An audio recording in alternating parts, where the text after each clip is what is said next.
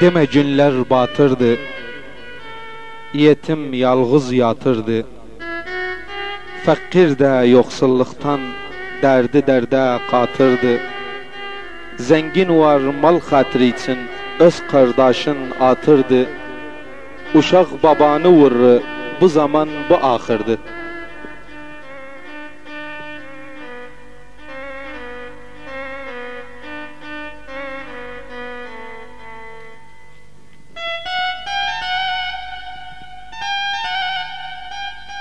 Sene sözüm demerem, hapsi sözler bilindi.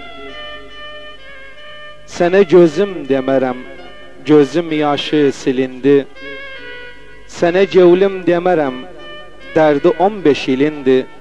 Sene çerçüc diyerem, çerçüc adı şirindi.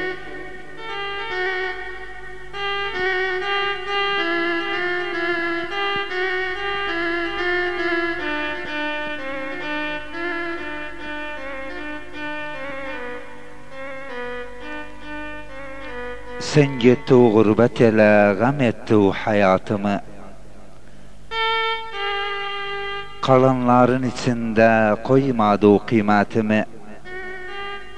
Sana haber yolladım dedim ulaş halıma. Sen boş verdi o hiç etti o benim umniyatımı. Sana bir mektup yazdım bayan ettim halımı.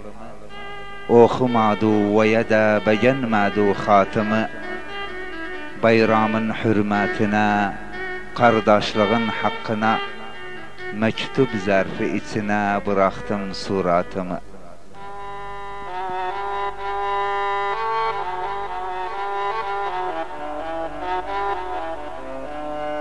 Çok garip xanda yatar,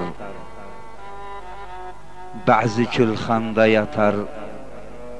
Çoxu da yer tapmır bu yan o yanda yatar.